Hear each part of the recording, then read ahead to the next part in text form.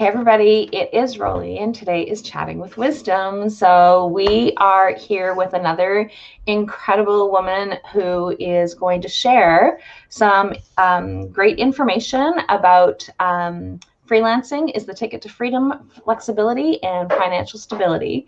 So for those of you who do not know who I am, my name is Rollie Allaire. Gigudo Migwenkwe is my spirit name, which means talking feather woman. And so every Wednesday we jump on and we connect with an incredible woman who gets to share a topic that they are passionate about that as to be able to help support and empower women. So I'm going to introduce to you Tara Bushaw. Did I say that properly? Good morning, Francine. Boucha? Close enough. Okay. So she's a married mom of 8 from Minnesota. Oh my God, I can't believe you have 8 children. Spends time running an online business and homeschool 5 children, and she has 3 grandchildren. And so not only do you have 8 children, you have 3 grandchildren, but you also have that you're homeschooling 5 kids. Like, that is incredible. So have you always been homeschooling? No, actually, we just started about 6 years ago. Okay. And that actually happened. I had always wanted to, and I was dabbling with like virtual school like 7, 8, 9 years ago with my older kids because I was kind of misinformed on what homeschooling actually was. But then 7 years ago, my son was unexpectedly born with Down syndrome, and my kids were still in school at the time, and they would come home with germs, and then my son would end up in the hospital, and then I'd have to be gone with him. And so it was like, okay, we gotta stop this somehow. So I decided to pull them all out and just eliminate that, that the germ factory, and that totally took care of the issue. So yeah, so that's how I started. Well, and one of the things with homeschooling that they always talk about is that there's that social aspect of homeschooling that a lot of times gets missed. But with 8 children, that's definitely not an issue. Yeah, and we have a lot of involved family. I think people misunderstand the socialization aspect, that it has to be with same age peers. And if you take your kids to the grocery store with you, and you go to church, or you go to all of different functions and things like that, there's plenty of time for them to socialize. Some of the kids have been in sports, and that's a really good way for them to get that peer interaction. And so that's really worked for us. But yes, you're right. They have built-in friends. So, and they're all, the ones that are home are all 2 years apart, almost. Nice. Exactly. So they all play well together, which is awesome. Nice.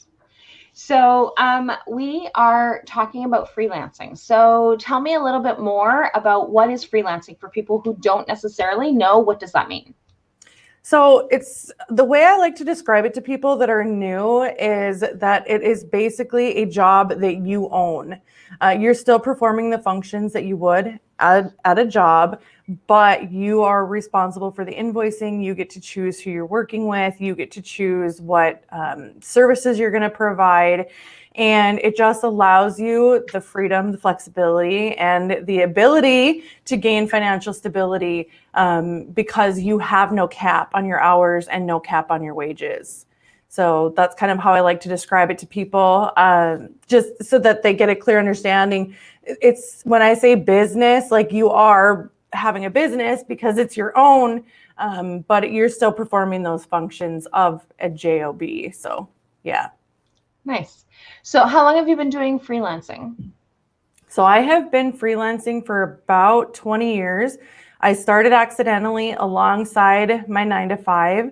I was actually a medical records clerk in my position. And then when my work would be finished, I was to help other departments with work if they were behind. And so I would actually jump into the medical transcription department.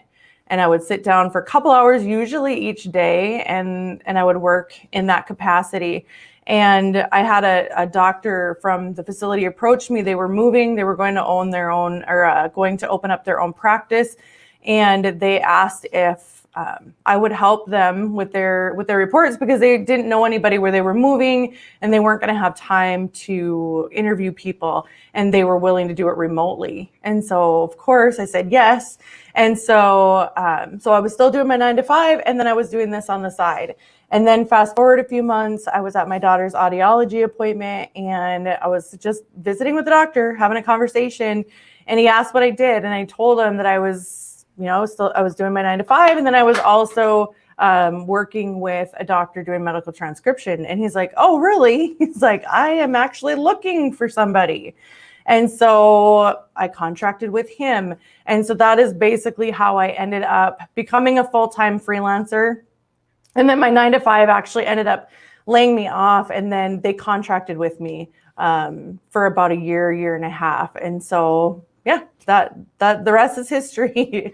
That's incredible. I love how things just kind of line up sometimes, right? So sometimes we lay things out so that they do line up, and other times that everything just kind of happens. And so one of the things that just before we jumped on, we were talking about why it was important for you to be able to share this topic. So can you tell me a little bit more about why this is important to you in terms of being able to share this particular topic?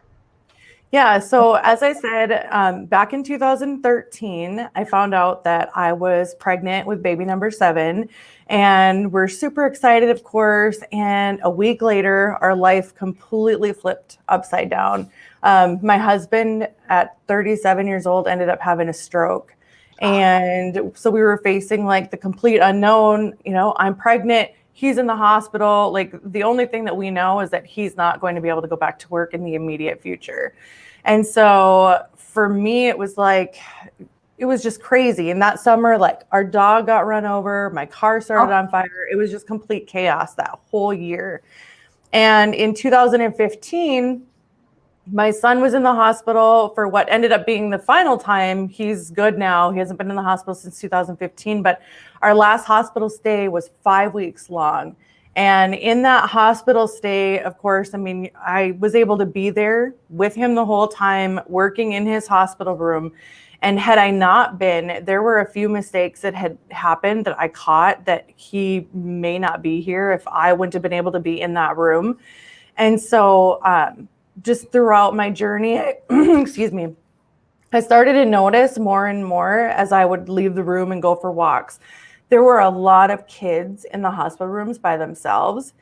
And I couldn't believe how many. And I remember asking the nurse one day, I said, why are there so many kids here by themselves and there's no parents anywhere? And she said to me, because mom and dad didn't have, a lot of moms and dads have to leave and go back to work because they don't have any vacation pay left. They don't, they live too far away.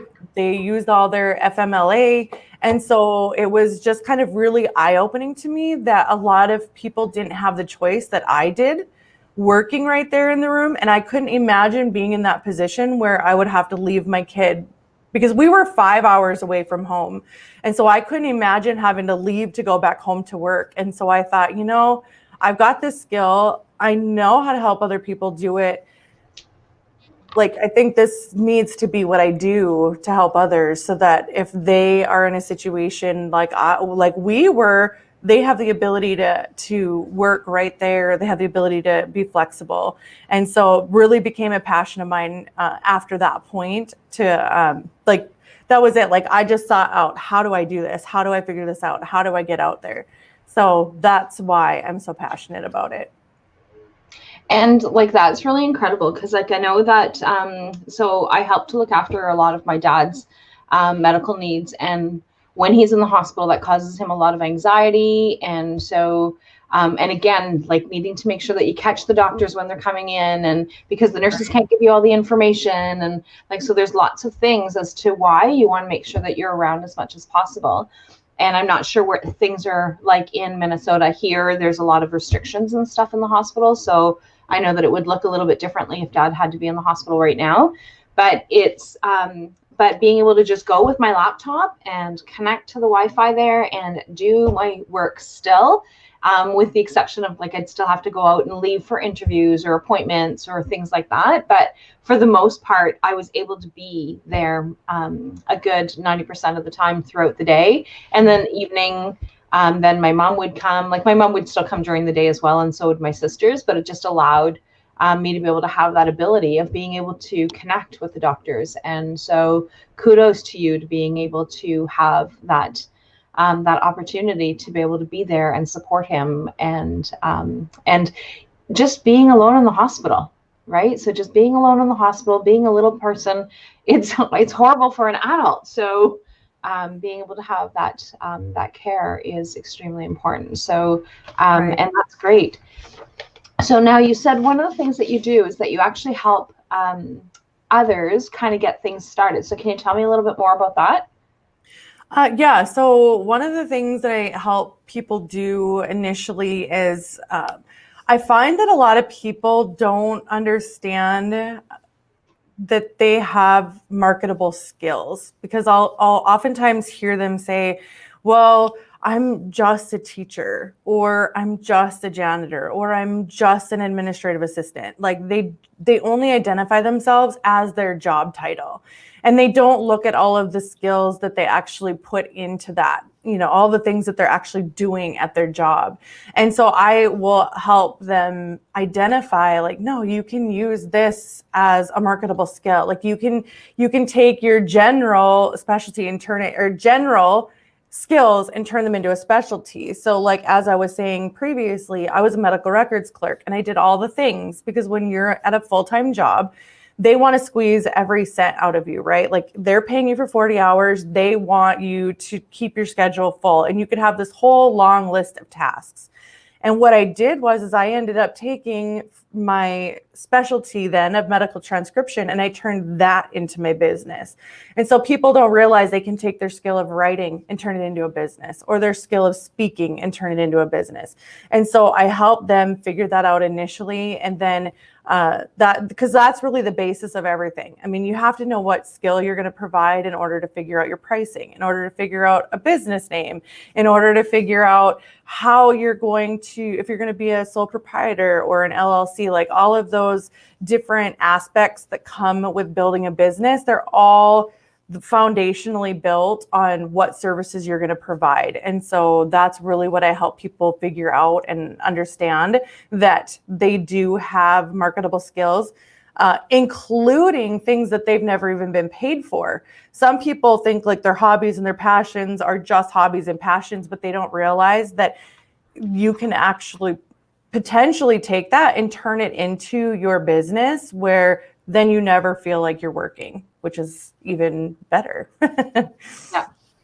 And it's really great, because like you said, if it's their passion and the things that they are passionate about, and they actually turn that into their business, it's not like going to work. It's not the same at all, right? So and you get to choose the times that you're going to do it and that kind of thing as well, right? So that makes a huge difference. So you're teaching, you're doing homeschooling from whatever time to whatever time, and you're helping the kids with whatever learning that they have to do, and you still have a household to run, and you still have all these different things that you need to be doing, but you can actually set aside 2 hours or 4 hours or however many hours each day, or you can say, okay, well, I'm going to do everything in one full day. And so like, this is going to be my time frame that I'm going to be doing these kinds of things. So then you're able to get a sitter or have your husband, they're responsible for the kids during that time. So is that kind of how you do your schedule? Yeah. So, and it's actually been interesting. A lot of people think too, like, well, I don't know where I would find time to work, because they're in the job mindset, which is getting or trading time for money. So people are in that money mindset of per hour. And so when I'm working with my students, I really express getting paid for your skills instead, and your projects, and creating packages, so that it doesn't matter how long it takes you to do the project, as long as you're fulfilling. And so I kind of go into all that. I know it's confusing. I have an ebook that that I can share later, and that I'll give a little bit more explanation. But so I actually just work when I can fit it in. I actually make sure that I work around my life schedule. I don't live around my work schedule. And I think that's what people get used to doing. And so I have designated when I sign contracts with clients or however I work it out, I set a designated period of time for me to be able to do the work and then to send it back. I'm not locked into a schedule. I do not, I don't say, oh, I will have it back to you in 6 hours. Like, I don't put myself onto that kind of a deadline. When I was doing transcription, I'm not doing it right at the moment, but when I was doing the transcription, it was, I will get the work done, but I have 48 hours to get it back to you. And if you want it sooner than that, then it's going to be it's going to be a rush charge. And so then I had any time in that 48 hours that I could get the work done. And so oftentimes I would get up either before the kids, or I would work during nap time, or I would stay up after they went to bed. And so a lot of times, like, they didn't even know that I actually worked because I was doing it while they were sleeping. And it's nice, especially for like stay-at-home moms who, they want to be home, and because it doesn't always have to just be the people that need it, right? Like, the people that want to stay home, but yet they still want an identity, they still need an income. It gives them that ability to work when they have some downtime, and it gives them something to do, because that's a common complaint for stay-at-home moms. Like, I'm so bored. I'm tired of doing housework. I'm tired of doing I want something to like fill my soul. And it's an ability for stay-at-home moms to be able to have your cake and eat it too, basically. Yeah. So, yeah.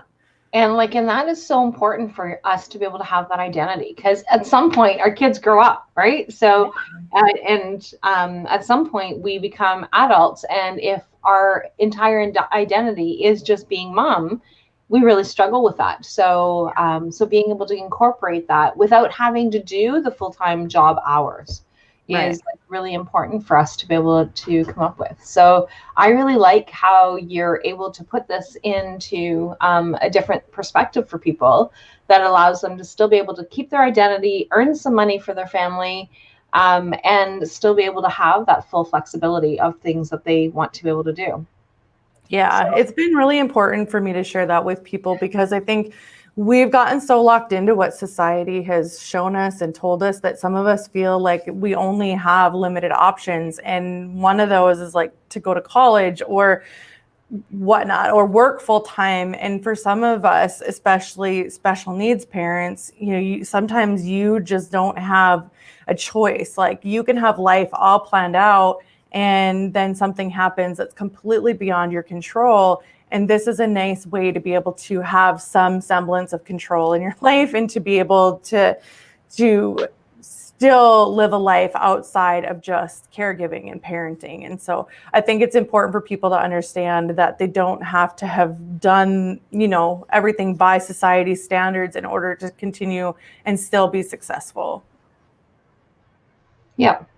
And like you said, what you do is you actually use your own skills and your own abilities to be able to formulate the job that you would like it to be. So that it actually gives you that extra little bit of a boost, right? So So one of the things I was just going to say, one of the things that I find is that if people try to start a business with something that they're not very familiar with, or that they aren't confident with, and this kind of comes in with, let's just use MLMs or network marketing as an example. People are like selling products that maybe they like, but they're not super passionate about, they're not super knowledgeable about the company. And a lot of times, like, they fizzle out because they're not comfortable selling, right? And so they let it go. But with freelancing, if you start with something that you already have skills in, you already know, you're super knowledgeable about it, you are confident in your ability to do it, it helps you push past the barriers of being nervous about having your own business, because you're just fulfilling on things that you already know how to do. Because when you're trying to step out on your own and be your own boss, like, there's already enough nerves going on with that already, that if that's the only nerves you have to tackle versus dealing with the, I'm not good enough aspect, like, if you're going to do something with your skills, like, you should already know that you're good enough and feel comfortable knowing that you can perform that skill for somebody. So Yeah. that's why I really focus on that. And that is like so important for us to be able to, because like I said, a lot of times people don't realize it, right? So a lot of times people don't see that potential that they actually have. And so I went on to your site and got your ebook that you were talking about. So I put it in the description. I don't know if you can actually see the comments. So I put it in the description, and so not in the description, sorry, in the comments. So if somebody's interested in this ebook, so can you tell me a little bit more about the ebook that they would be downloading? Yeah, so I just really tackled on like the 5 steps to getting started, and a lot of the questions that are brought up to me when people are initially looking at doing something like this. They want to know, like, well, how do you get clients? How do you get paid? Like, how does the process work? And so the ebook it's a short ebook, so people can read it in one sitting. But it just basically explains how this all works and how you can make it work for you. Just trying to get people out of the job mindset and into like the freelancing mindset, because when you know better, you can do better, right? So when people know, like, oh, this is what freelancing is, this is like, that sounds like something I could do, like, it puts them in a position where they know a little bit more, and then they feel more comfortable with researching and looking more into it. But when you don't know anything about something, it's hard to see past what you don't know. So it really is just a shortened, just kind of a shortened version of like what I teach in with my students in group and stuff like that. So now you've referred back to things that you teach and things like that. So can you tell me a little bit more about, like, how do you work with your clients? So I have a Facebook group where I do some like trainings and things like that, but then people who want to be more serious about this and actually, like, they don't want to wait and piece things together, they've signed up for my program, which helps them go from like not knowing what their skills are to helping them figure that out and helping them get to the point where they're getting clients. So I help people who are just in the beginning stages and people who are like ready to go. Nice. Yeah. So you start with that. So if they start with the ebook, and then do you have a Facebook group that you recommend? Yeah, so the Facebook group is actually linked in the ebook, so it's easy access. But just if you want to put it in there, it's obviously facebook.com/groups/laptop life accelerator. Okay, so facebook.com groups, and then what is it called? Laptop Life Accelerator. Laptop Life.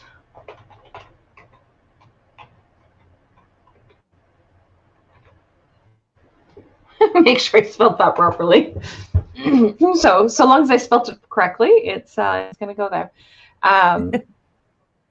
It just looks a little bit funny but it looks like it's working, so we're good. That's good. Laptop Life Accelerator. Yeah.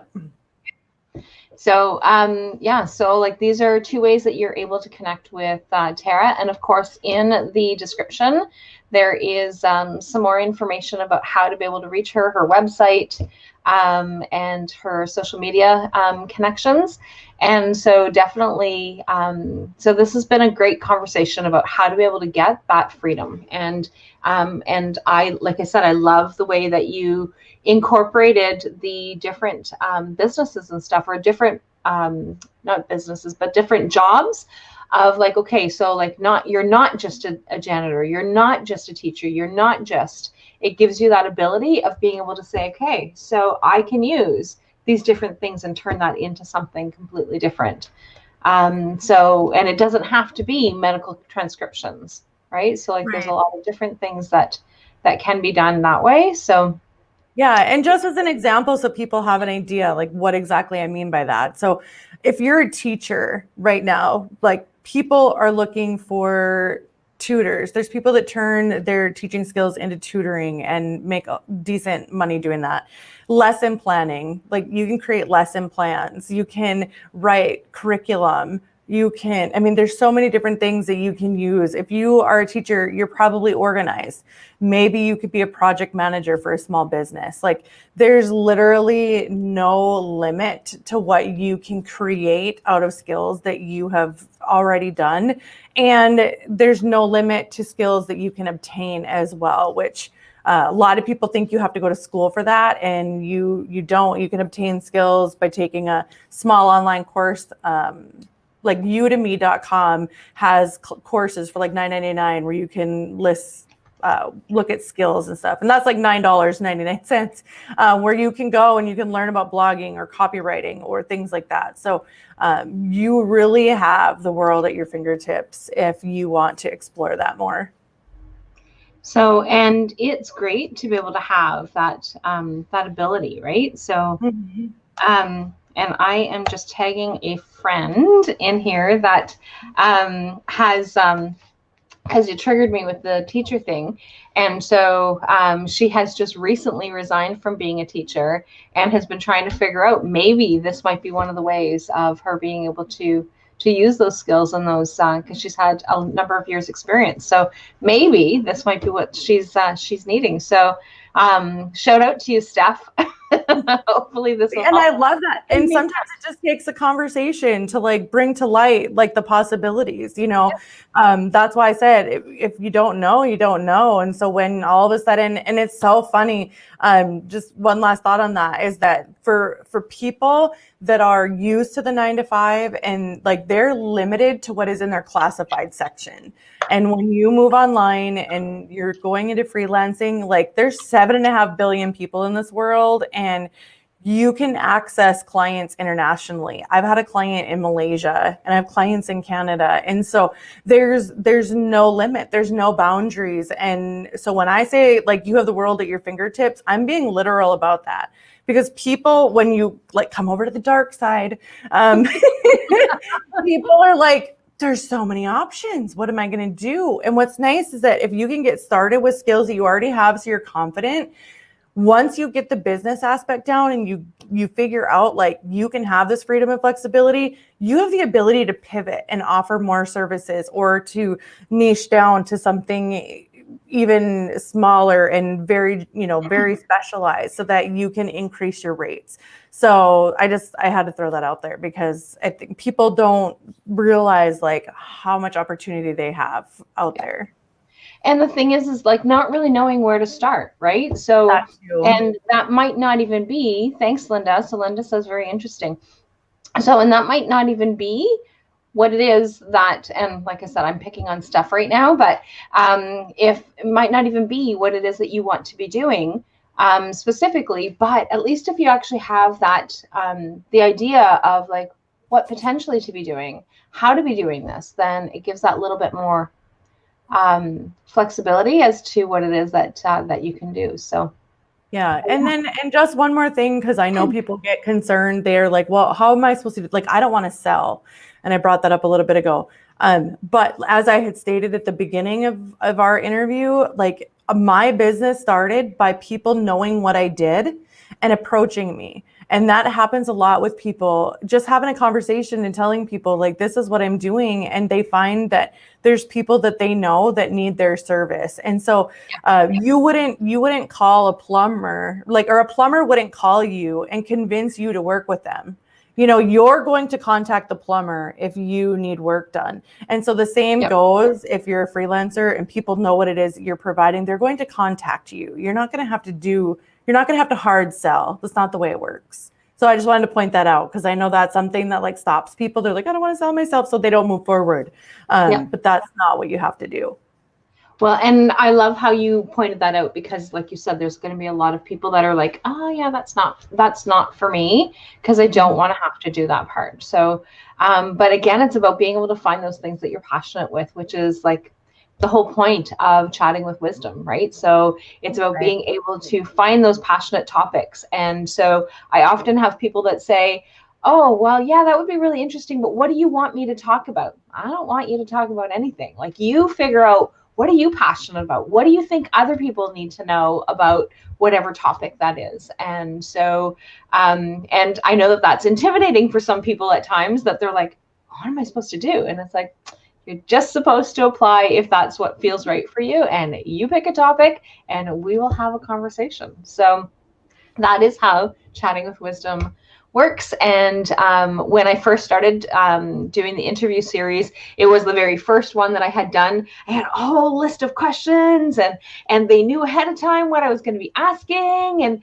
And then as we were talking, she went off like in a whole other tangent. And I'm like, and I'm a type A personality. So I'm like, okay, she's gone off on a different conversation.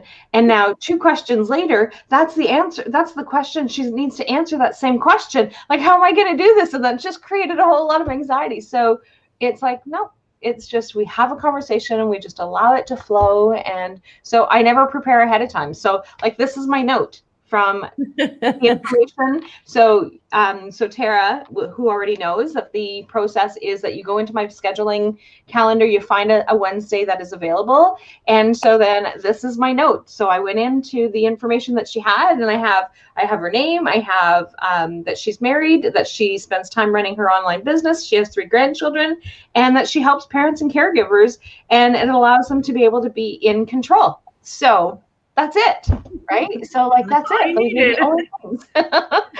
But yet we just had a 30-minute conversation about what it is that you do. Because when you walk up on the street to start talking to somebody, you don't have it all cased out before you walk up to the person and start talking to them, right? It's like, hey, how's it going? What are you up to? What are you doing? If you're sitting in a doctor's office, you might just ignore the person sitting beside you, but most of us don't. Most of us have conversations with the person that's sitting beside us. And we find out a lot of things about the person that's sitting beside us by simply having conversations. And that is what Chatting with Wisdom is all about. So thank you very much, Tara. Tara actually jumped in very quickly on a cancellation because the person who was scheduled for today was unable to make it. And so I put it out there and said, hey, anybody want a spot? And Tara jumped on it. So thanks again for jumping in at the last minute to be our guest on Chatting with Wisdom. And so if you want to be able to continue to have conversations, I am going to share our Facebook group with you as well. So if you guys want to come in and join, we have a lot of topics about different things. And now I can't even type, so we're doing even better. So apparently freelancing typing is not going to be my job. It's like that pressure of having somebody watch you type, right? So it's a real thing. It is a real thing. My husband says to me all the time, because I actually type, but my brain sometimes goes faster than my fingers. And so he's like, the backspace is her favorite key on the keyboard. And it's like, yeah, remember when we actually had to do typing with carbon paper? It was like, oh, damn, I have to start all over again. I hear you. So at least now backspace allows us not to have to do that. So that's great. But it was like, oh, this is a legal document, because I work for a legal firm. And so it's like, oh, this is a legal document. So now I have to start all over because I can't have the mistakes. And then they eventually came up with liquid paper, so that was even better. So, but when you were doing carbon work, it was like, even liquid paper can't help you. So Nope. And I remember typing on a typewriter. I mean, I've been doing this for a while as well. So yeah. So these younger people are going like, what? Type what? Yeah. Like that's like the telephone, right? The rotary dial telephone. Oh, I know. Have you seen those videos that like parents like challenge their kids to doing the rotary phone? It's hilarious. It's like, what am I supposed to do with this? How am I supposed to do that? And then we had party lines on top of that because we lived in the country. So, which means that you pick up the phone quietly to see whether or not there's anybody on it before you actually started dialing. When we first moved into the country, I didn't always live in the country. And so when we first moved into the country, I would just pick up the phone and start dialing, and the person on the other end is going, stop it. And I'm like, what? Crap. That's funny. So that is rush down memory lane there. So again, thank you very much, Tara, for joining us and sharing your wisdom. And I look forward to having continued conversations with you. And And good luck to anybody who ventures out and taps into this wealth of knowledge that that Tara has. So thanks again, guys, and we will see you guys next week for Chatting with Wisdom. Thanks for having me. Bye.